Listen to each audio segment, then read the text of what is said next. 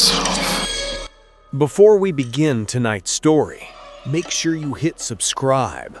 Trust me, you'll want to stay close when the lights go out. I was never the kind of guy who believed in bad luck, but that night changed everything I thought I knew about fear, fate, and survival. My name is Ethan Parker, and I was driving from Ohio to West Virginia for a camping weekend with my friends. We were supposed to meet at a place called Ridge Point Cabin, deep in the woods.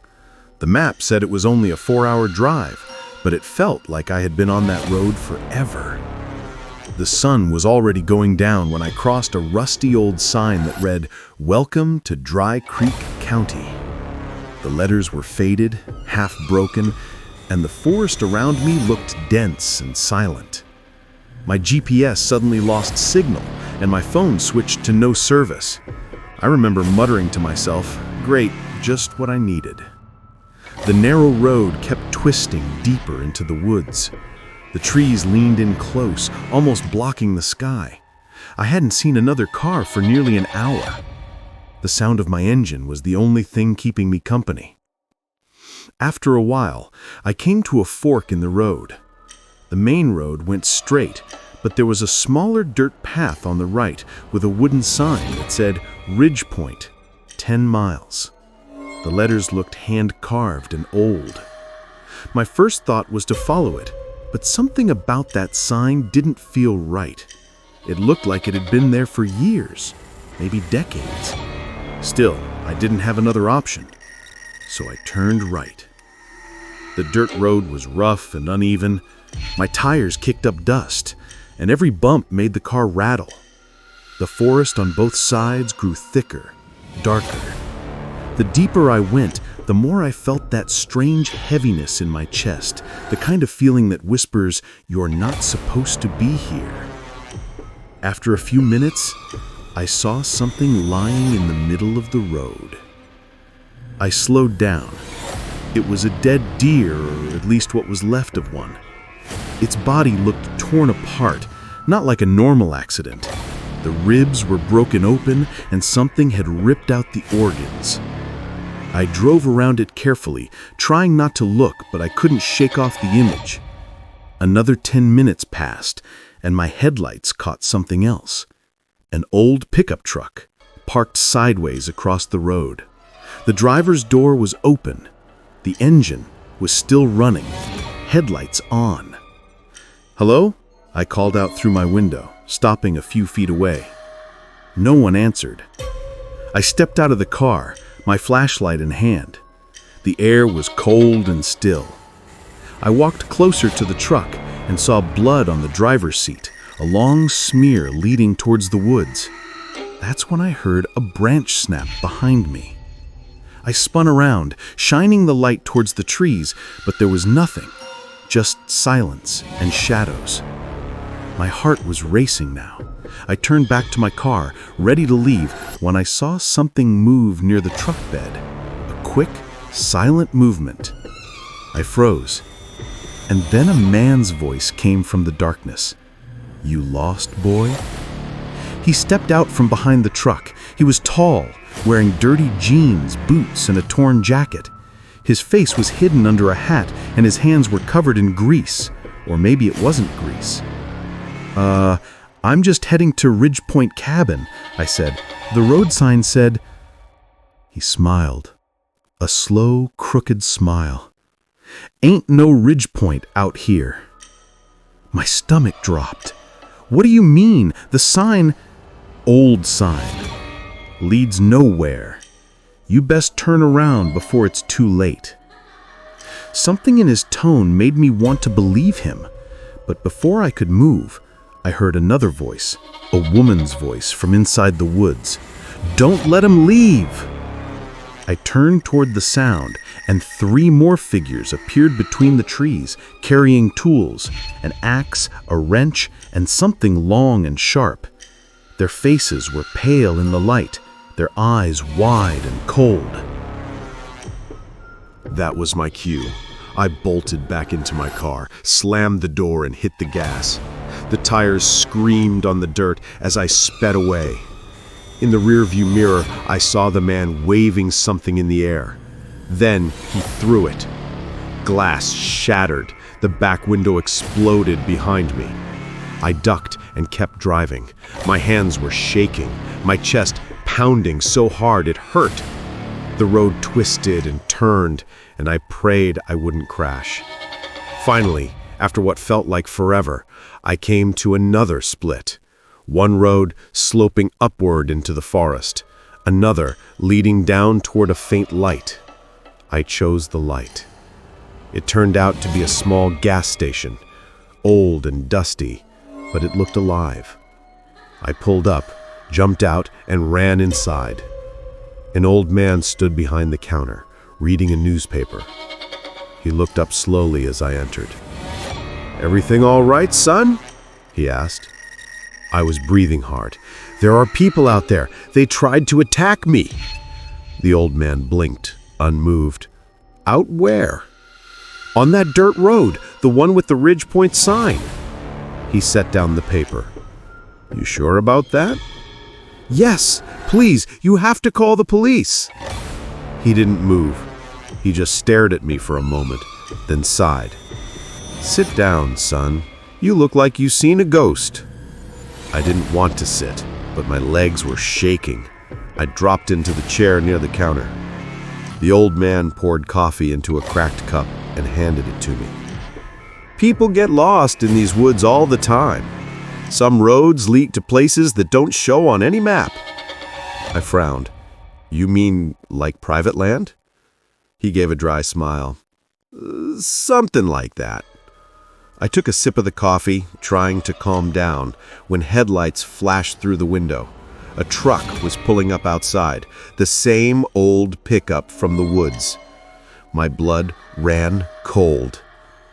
"They found me," I whispered. The old man didn't look surprised. He just reached behind the counter and turned off the lights. The room went dark, except for the flicker of the neon sign outside. Then I heard footsteps on the gravel. The door creaked open.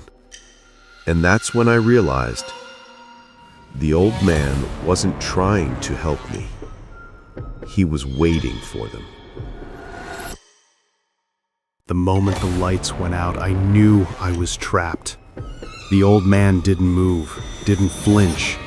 He stood still, his face hidden in the dim red glow from the flickering neon sign outside. I whispered, "What are you doing?" He didn't answer. He just said, "Don't fight it, son. You'll only make it worse." My heart started pounding again. I looked toward the door. The pickup truck's headlights were still shining through the window, and I saw shadows moving.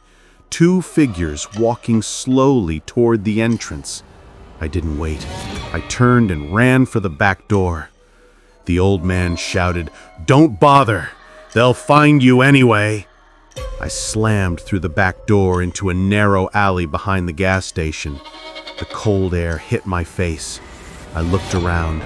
Old oil drums, trash, and a rusted fence blocking the exit. The footsteps were already close. I climbed the fence, scraping my hands on the metal, and dropped to the ground on the other side.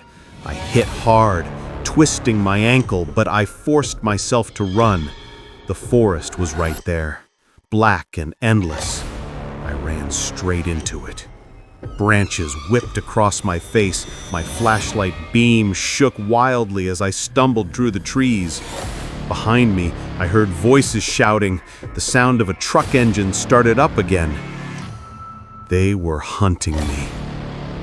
After a few minutes, I saw an old wooden shack between the trees. The roof was half collapsed and the walls were covered in vines. But I needed a place to hide. I went inside quietly. The smell of rot and damp wood filled my nose. There were broken chairs, rusty tools, and something hanging from the ceiling. An animal skull. I turned off my flashlight and crouched behind a pile of crates. My chest rose and fell fast. Every small sound felt too loud. My breath my heart beat, the wind outside. Then I heard the crunch of boots on leaves. Someone was right outside the shack. I held my breath. The door creaked open. A beam of light swept across the floor. I could see his shadow, the same tall man with the hat. He stepped inside slowly, scanning the room. "Come on out, boy," he said, voice calm and cold. "You can't hide forever." I stayed still, barely breathing. He took another step, then another. His boots stopped inches from where I was hiding. I could smell the sweat and dirt on him. Suddenly, something outside caught his attention, another voice shouting, "Over here!" He turned and walked out. I waited a few seconds, then crawled toward the back wall and found a small broken window. I climbed out quietly and ran again, deeper into the woods. The forest felt endless. My ankle hurt, my throat was dry, and I could still hear them calling in the distance. After what felt like an hour, I saw something, a faint orange light flickering through the trees. It looked like a campfire. I moved closer, hoping maybe it was a park ranger or another traveler. But when I got near enough to see clearly, I froze. There were 3 tents, and around the fire were the same people, the man with the hat, the woman's voice I'd heard before, and 2 others. They were laughing, drinking from metal cups. Between them, hanging from a wooden frame, was something I'll never forget. It was a human body, cut open, hanging upside down like an animal being prepared for meat. I covered my mouth to stop from screaming. The woman noticed something and stood up, turning her head toward the woods. For a moment, I thought she saw me. Then the man said, "Come on, don't worry, he ain't getting far." They all laughed. That was enough. I turned and ran again, keeping low until I reached a dirt path that led downward. The ground was muddy, and I slipped twice, but I didn't stop. Finally, I saw something metallic shining ahead, a road sign. It said, "Route 9, 2 miles." I could have cried with relief. I followed the direction, my legs burning, until I reached a small bridge. The wooden planks creaked under my feet, and beneath it ran a shallow creek. But halfway across, I heard an engine. The same pickup truck appeared at the far end of the bridge. Its headlights blinded me. The man's voice echoed, "Told you not to come this way." I jumped off the side of the bridge, hit the cold water, and crawled into the bushes. The truck stopped above, engine rumbling. He got out, shining a flashlight down at the water. I pressed myself against the dirt bank, heart pounding so loud I thought he'd hear it. The light passed inches from my face, then moved away. He spat into the water and muttered, "We'll find you." The engine started again, and the truck drove off. I stayed there until I couldn't hear it anymore. Then I climbed up, soaking wet and shaking, and followed the creek downstream. Eventually, I saw lights, real ones this time. A small police station at the edge of a quiet town. I stumbled in, covered in mud and blood, and fell on the floor. 2 officers rushed to help me. When I could finally speak, I told them everything: the sign, the truck, the old man, the campfire. They looked at each other but didn't say much. One of the officers asked, "You sure about where this happened?" I said, "Yes, Dry Creek County, near the Ridgepoint sign." The older officer frowned. "Son, there's no Dry Creek County around here. Not for 30 years. That area burned down in the 90s. Nobody lives there." I shook my head. "That's not possible. I saw them. They tried to kill me." He sighed and handed me a blanket. "You need rest. We'll send a unit to check it out in the morning." They gave me a place to lie down in the back room. I was exhausted, but I couldn't sleep. Every time I closed my eyes, I saw those faces around the fire. Morning came. one of the officers woke me up. His face was pale. He said, "We went out there, didn't find a single house, truck, or person. Just forest, no roads, no gas station either." I sat up confused. "That's not possible. I was just there last night." He looked uneasy. "We found something though." He handed me a small bag. Inside was my wallet, burned around the edges. He said, "We found this near a bridge. That creek hasn't had water in years." I stared at him, unable to speak. They said they'd take me home after I calmed down, but I couldn't. The whole ride, I kept watching the trees outside the window, half expecting that old pickup truck to appear again. When we reached the main road, I saw it. A broken wooden sign lying in the grass. The words were barely readable, but I could still make them out. It said, "Welcome to Dry Creek County." The officer driving didn't even notice it. He just kept going. But I couldn't take my eyes off it. And just before we turned the corner, I saw something move behind that sign. A figure standing still, wearing a hat, watching the car pass by. He smiled. I looked away. They say it was all in my head. The police never found proof of what happened. No truck, no old man, no burned cabin. But sometimes, late at night, when I drive down empty country roads, my GPS will lose signal again. And for a split second, I'll see a road on the map that isn't supposed to exist. Ridge Point Road. When that happens, I don't slow down. I just keep driving, because I know what's waiting there. And they're still waiting for me. Kindly subscribe the channel and comment if you like the video. Thanks for watching.